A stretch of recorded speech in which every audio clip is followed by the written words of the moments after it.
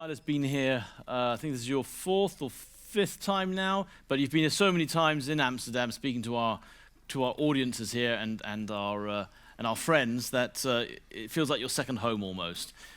With that said, I'm sure you've got some exciting news that you're going to announce now as well. So maybe something about Amsterdam, I don't know.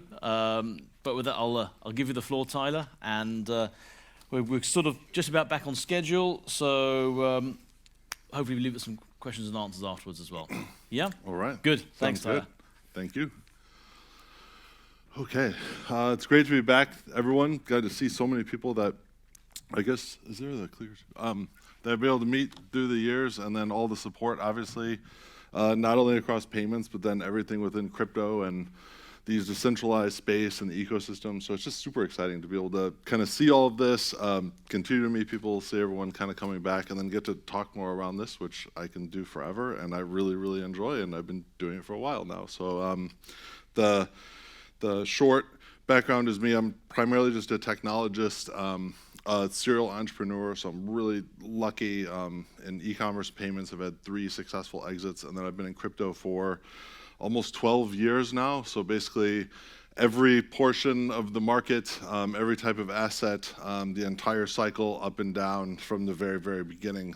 So actually standing here right now, the bear market is fantastic because it's really allowed us to just focus, and there's so much work to do. So I'm literally busier than ever before, and getting a little bit now of this focus instead of some of the mania is actually very, very comforting and getting us to do an awful lot. So in talking today to this specific topic is, as FLEXA has been growing, can this actually be possible? And then I'm one of the co-founders of FLEXA, and then now I've even moved into a full-time role at the newly established AMP Foundation. So I'm the president there, and I'll be able to tell you around what we're doing, why we've done that, and how that ultimately leads to this goal. Starting off just a bit, I want to talk a little about a partner that we've engaged here. In the Netherlands, actually, if you're familiar with InnoPay. So one of the founders of InnoPay, Douwe Liklama, who was supposed to be here, actually, but he's been on holiday. Otherwise, he would have been here. He's been to many of the other events. One of the founders of InnoPay, he's actually one of he was one of the leads on the project of Ideal, which many of you probably use. I think it makes up something like 85% of all Dutch online, e-commerce, so payments online here in the Netherlands. Ideal makes up, I think, about 85% of the entire market share. So he was one of the leads in implementing that here. So banking protocols, he was also very, very early on in kind of working and getting SEPA set up. And so depth of payments experience, 20 years or so.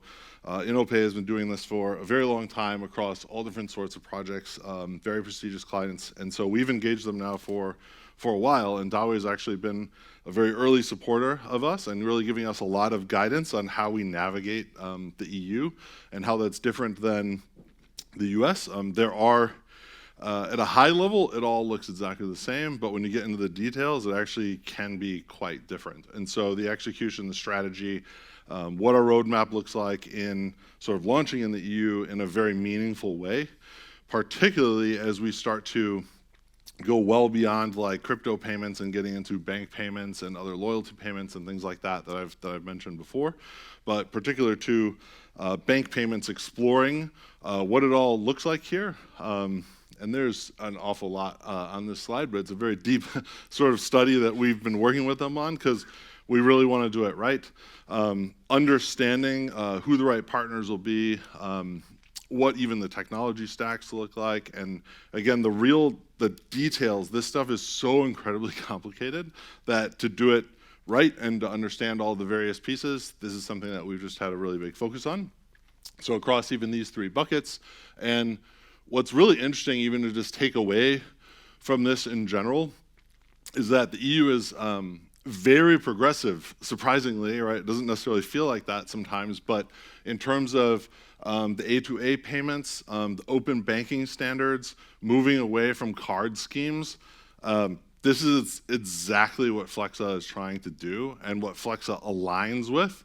So it ultimately ends up being just the absolute perfect fit for FLEXA now to really be meaningful within the EU itself. But then again, now you need to understand some of the cost structures and how do you literally make something like this work. Even though at a very high level, this really couldn't be a more exciting market opportunity just because of how it's all structured, I'd say the greatest ethos across the EU in terms of consumer choice. That's really it. That's literally what FLEXA can be about. And so really aligning with this and doing it right is extremely relevant. Again, we've been following this for a while. The roadmap, understanding where FLEXA would fit in within just sort of the EU, so I want to say maybe like financial roadmap of how this has all come together. Payments in general, so very, very much a focus on payments. And where does FLEXA sort of slot in, and when do we start going, and how to, again, become meaningful? Very relevant to what we just heard about. Without going into all of the details here, there's actually really good news to this, which is there is guidance, there are rules. So again, actually different here in the Netherlands versus in the US, which is very favorable to us. We're actually just looking for what those rules are. We will gladly play by them. So even being a crypto-enabled businesses, we hold all these licenses. We spend all of the money on compliance. All the legal components is something we very, very strongly welcome. So it was almost, I was nodding my head considerably during all of the last talk because it was like, yes, exactly, that's what we want. Like regulation can actually be very powerful for us because we're ready to go in so many different ways. Having the regulatory clarity or any sort of framework to really work within is very positive for us. And even because of all of that, Mark was kind of, I think, trying to share a little bit of information, but it's because of all of these things and what we've even been doing with InnoPay and how big the opportunity in the EU is, we're very, very close to having all the pieces in place. We're even going to open an office here in Amsterdam, specifically Amsterdam.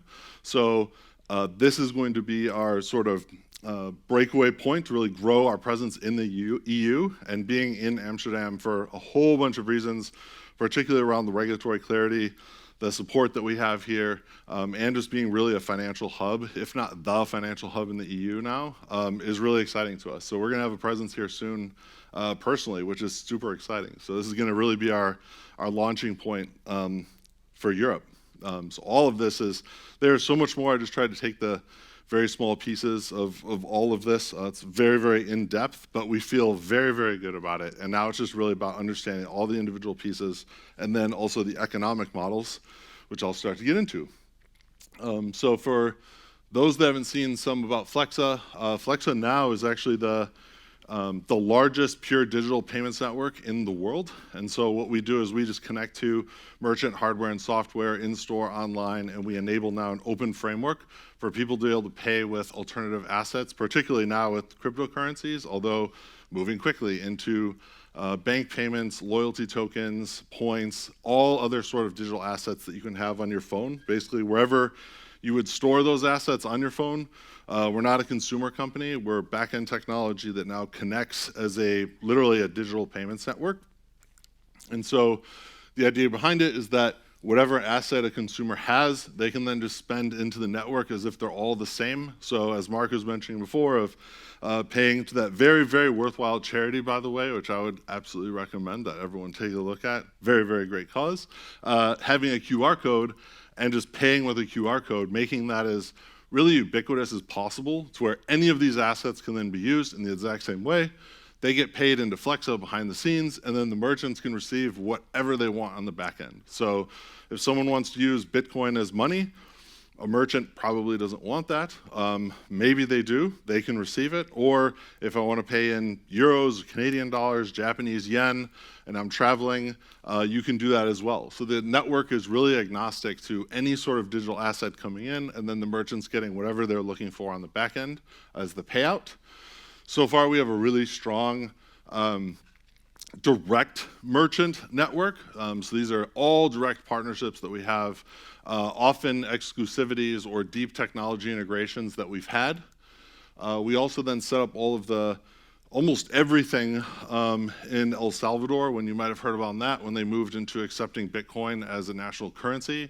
So in doing that, working with all of the largest banks in El Salvador, the largest one in particular, to where you can now pay your bills, your utility bills, you can take out loans, all through your bank using Bitcoin in El Salvador if you would like to, and that's something that FLEXA powers all of that behind the scenes, as well as their largest e-commerce provider, Wampi. So it's very similar to like, so it's not necessarily an e-commerce provider, but a platform like PayPal, but it's in El Salvador. All of those payments now are running through FLEXA, which is really exciting. We've learned so much in doing this because we actually did that through the Lightning Network, which the Bitcoin Lightning Network, which has actually led to so many more inventions and trials and tribulations, which I'll talk to as well. But that's been really exciting to have that all going, and that was it still is obviously ongoing, and so participating in that has been exciting. You might have seen this recently. So one of our biggest partners is Chipotle, so we power all of their digital payment acceptance. We did a fun promotion with them recently, the proof of stake due to the Ethereum merge, and we had a promotion that ran out in like a few hours. So it's super exciting that people are using Ether. Granted it was a big promotion, but nonetheless, this is out here, people are excited about it. There's a lot of marketing value to it now, but for us, it's just the very, very beginning. And that now that we have these integrations, we could really use any asset in the world. We could literally use euros to now pay through this integration that we have. So this is really just about setting all of the sort of the groundwork, getting that acceptance, which if you've got experience in payments, is one of the absolute most nightmarish things in order to set up. To get all of this penetration, to have all of this acceptance, to work with all the payment service providers, all the hardware, all the software, getting that all in place to now you actually have the roadway to do this. This is one of those mechanisms. So even though this is very fun, it's really leading into what this is starting to become, and it's happening pretty quickly. So I talked about just FLEXA in general, what is really happening. So FLEXA in the kind of the most general sense, that's the network. We connect with the merchants.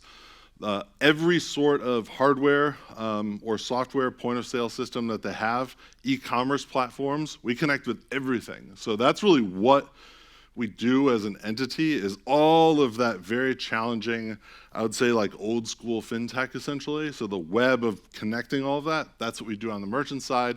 And then we open up the platform to let literally any wallet in the world pay into the system. So there's an SDK involved where you can integrate that into your apps to have more native functionality, but you can actually do it through open source protocols as well, which we've demonstrated in a few other events where you can use any wallet that does not need to be connected to FLEXA at all. That can still then work, and so that's the whole idea behind it. The one other important piece is that to make all of this really work on the back end, there's a collateral system, and this is really where the crypto component comes into play. In allowing all of these payments to now occur, if we're just accepting all different types of bank payments, different types of assets coming into the system, it would be rampant with fraud, and we need to guarantee all of our payments, and every payment that we make on FLEXA is also instantaneous, so there's no waiting. It literally is the fastest payment method you can make, and the way we do that is that every single payment is collateralized, and we do that through like kind of a abstracted system, so an end user does not need to know how any of this works. They don't care how it works. They just have their phone, they have assets, they go and they pay, and they're on their way. So they don't need to know anything about how this works. But behind the scenes, there's a collateral system using a smart contract called FLEXA Capacity, and then there's a network token called AMP, which is now used as collateral in the system. And the system basically checks and says, are these wallets or are these users, or where the money is coming from, is it collateralized? And then if so, then it allows the payments to basically go through all instantaneously. And so that's sort of the real novel piece of how we put this together. And it really wouldn't have been possible. So here's the diagram of that. Sorry, it wouldn't really have been possible without having these decentralized or distributed networks, because this really isn't often when you see some startup ideas or new products, it's really this kind of like push market technology of we've developed something very interesting. We think it can be valuable, so we're going to try to go sell it to everyone, hire these sales forces, and we're just going to go try and get it out into the world. This is actually very the opposite of that. It's very much pulled in by the participants, and that personally I've had more than 10 years in payments, my last company in payments, the other three of the founders actually, all having payments experience. We really just worked with the merchants and they told us what they wanted us to build for them, and then we did. And so now, in kind of getting this out into the world, we couldn't have done it without having this collateral system, so we couldn't even have built it years ago. People have thought about this for a long time. It's not very hard to allow open acceptance of assets, but to do it in a fraud-proof way, you really do need some of this asset verification, which was so critical.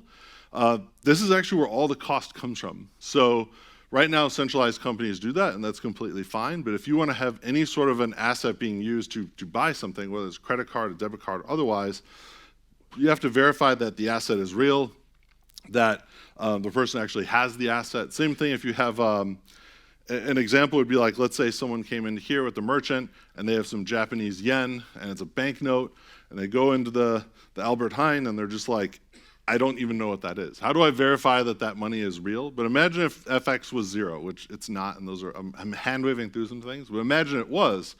There's no way to validate the authenticity of that note. It's not a part of your business in order to do so. So being able to know that the money is real, the transaction is real, and then the settlement component then would involve FX and the timing involved in basically allowing those payments to exist. That's all where all the cost comes from in payment networks. So it's up to, in my research and what I've seen and experienced empirically is around 90%. So around 90% of the entire cost of processing payments is really along the way somewhere of validating that a payment is real. And that's where chargebacks come from, it's where fraud comes from, that's all part of that same bucket. It is literally the most massive cost. And so lastly, I actually talked about it earlier today around how that trust component and using these networks you can minimize the cost of trust to such a small number. That's exactly what we've done. And so they were actually one of our very first investors in the token and in our network, because I think they saw this very early and they recognized that. So as part of their thesis, us reducing, using that factor of being able to reduce the cost of trust, that's literally why FLEXA exists. It's how we built all of this. This collateral mechanism is literally the lifeblood of how everything works. We wouldn't have been able to do it before something like Ethereum existed. We just literally wouldn't have been able to do it. So these are the current products. This will be everything. FLEXA will be intensely focused basically on everything that it does, not getting distracted by anything else that could get asked for, other product verticals or other features. This is really it. So the SDK I mentioned, now that can be integrated into apps to be able to spend online through native apps, through also merchant apps themselves. That is surprisingly much larger of a use case than you would expect. So being able to pay natively, ordering ahead, think about how you use a lot of these apps. So we want to get integrated within that. That's what our SDK enables. The payment link functionality is literally something that, it's something that FLEXA would host, and it's very simple it's a URL that you can go to through a QR code or otherwise, and you just pay at the destination link. No other integrations are required. So both of those then live, and the payments API is just a very straightforward for larger e-commerce merchants that just want to integrate directly. That's something that we have in production. Some are using it now. They're not live yet. Unfortunately, I really want to talk about it, but I can't. But that's all happening too. So that's kind of the product suite of what FLEXA consists of. And then this is the sort of our ethos and our mission that we repeat over and over and again of like how we want to really build everything that we're doing at FLEXA. Literally any asset that we can imagine that has any sort of liquidity, whatever consumers find value, they ascribe value to, they have this on their phone, they want to spend it, we want to accept it, any app in the world, and then using it the same everywhere. Just as simple as a QR code scan. Really that proxy of that. We have these pieces of plastic in our pocket that works so well because we're so attuned. We swipe it, it works. As a consumer, I'm fine with that. That is great. And so we've now replicated this to other assets, again, that you find value with, that you have motivation to spend, loyalty points you want to spend internationally, using these assets and also getting them the cost down, which is the biggest part of what we're all talking about too. So in doing a lot of this, there's been a few angles that sort of came together. This was also one of them, in that if we're doing all this, we actually have assets coming in from a lot of different sources. So in the US, it could be an ACH transfer for a bank payment. How we verify those assets, what oracles we would use, or what sort of finality system we would use to understand we've now absorbed those assets and they've been delivered to us. On the crypto side, it can be relatively straightforward, but when you start getting into proprietary APIs for loyalty points, let's say, the verification mechanism is actually substantially different. So us building a system that's as universal as possible of how we absorb all of these to come in, make sense of that, still collateralize them in the same way, and then also now understanding the economic model of where the fees might go, that actually gets more complicated than you would think, because if you're charging the merchant on the back end for a fee, but if their issuer of a point is where the actual margin is coming from, or they're paying for redemption, it gets a little bit more complicated. So there's a lot of edge cases in here, which I will avoid, but nonetheless, I just put a rough diagram of like how you have to think about this, of all these different sorts of assets coming in. So we've been now thinking about this for almost 2 to 3 years of how do we do that, and how do we basically bundle it into more of like a black box and make it much more simple for a merchant or any other third party to use something like FLEXA without needing to build their own capacity contracts and interact with our system. This obviously applies to FLEXA, but it's more about wrapping the economic model sort of into the contract or some sort of protocol itself, and then solving that issue of all these other assets coming in with different verification methods. And so that's what we did. We basically took this diagram here, and so the community piece, which are the ones that are staking FLEXA capacity, so they're the ones that are providing the AMP tokens. That's actually where some of the names come from, where AMP is like kind of almost a unit of current, and then capacity is a measure of how much current and capacity you can then generate. That's like kind of how we played that. We're engineers, so we really like that. So that's where that name had come from, and it's your spending capacity, so it does make sense. But that's how it currently works in terms of community staking the FLEXA capacity contract. There was one other really important piece, which I, in just talking through all of this, didn't mention, is that all the fees that FLEXA charges merchants, it actually uses to purchase the AMP tokens, and it distributes them back to the collateral pool. So essentially what happens is that if you provide collateral into the network, you earn all of the fees. That's just generally how we've set it up. So there's a lot of selfish motivation to get the utility on these apps, but then also all of the economic motivation of, if I stake the system and I stake reputable apps, reputable protocols, reputable people, I'm going to earn all of the fees in doing that. And that's really how we're decentralizing the risk. So as I mentioned, the whole like validation component, which is so critical, we've basically decentralized all of that. So they're the ones earning all of the fees. And so that's what the line at the very top is indicative of. And so now, what we've done instead is we're rolling, so FLEXA will still do that. FLEXA won't change its involvement or how it participates, so it can still charge fees, it can still distribute those rewards and proceeds back into the network, which they will. But the important thing is that now we've rolled up the capacity contract and the token into a collateral protocol. So now it's almost like this black box where anyone can interact with this. So you can generate essentially collateral signatures, and you can prove that you've collateralized some sort of transaction, and it actually becomes very ubiquitous, and I'll show a couple of examples. But what's really neat is the economic model then is now put within this. So all of the fees are really generated within the ecosystem itself, which now goes back to the very beginning question. In doing that, it means that FLEXA or other entities could now theoretically not charge any money for payments at all. So by doing this and creating an ecosystem around how collateral would work in a decentralized network and in this contract, the protocol, all the fees are generated within around using collateral, borrowing collateral. It'd be like a proxy to buying something on credit versus money that you have yourself. That's like a decent example.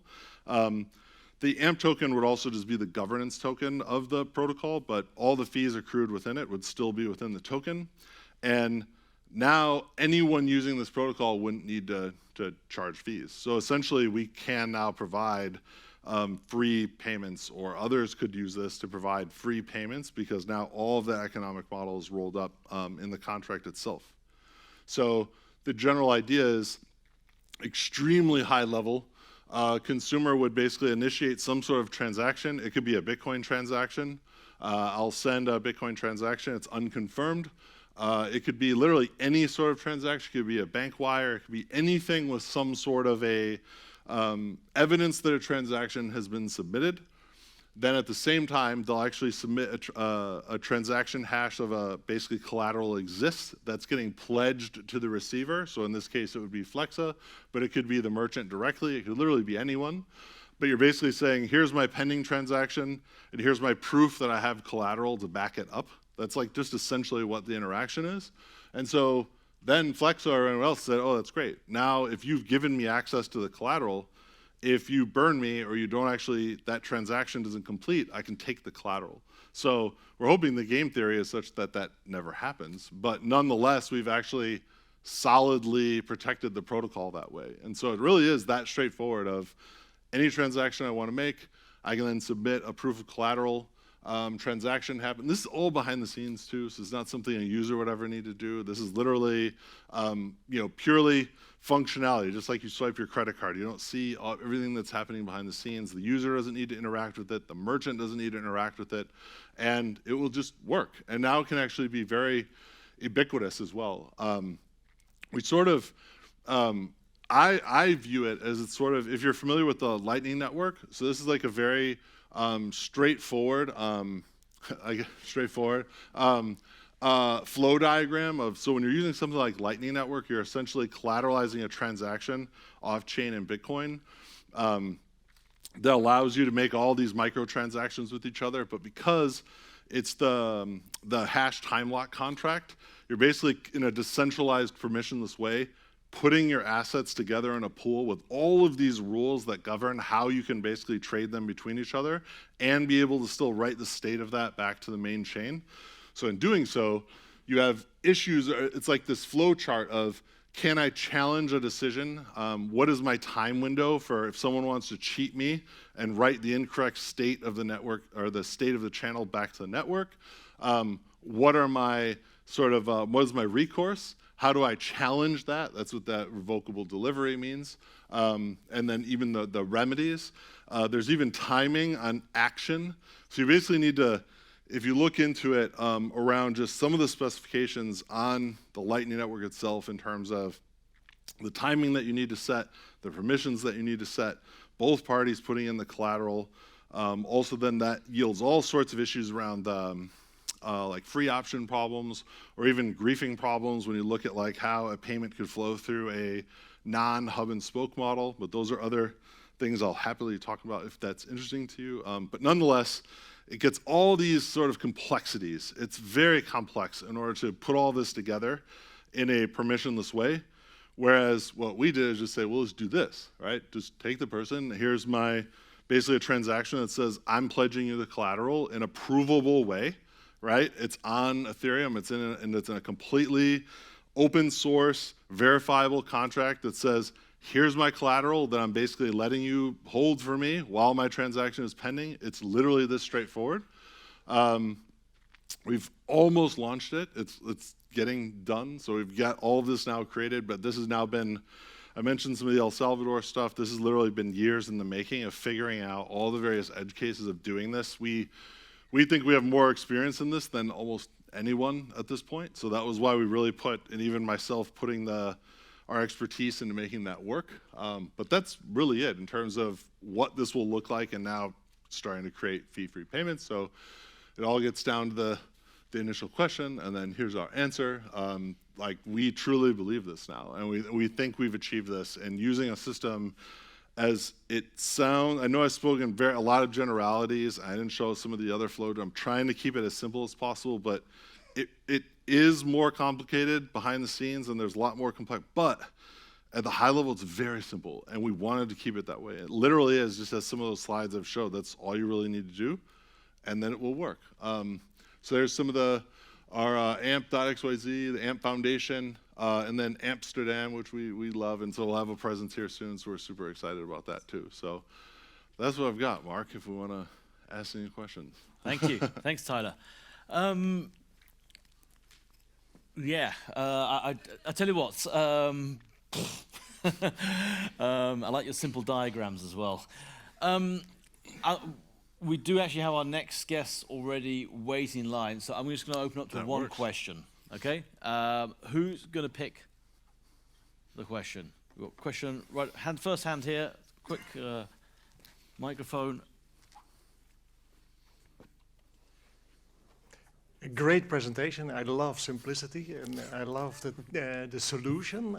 I was actually wondering, because there are many very good free products in the world, how do you think about adoption? Adoption in what sense? Now, the adoption of a free product, where if you look at merchants and consumers, they are organized in all sorts of different ways.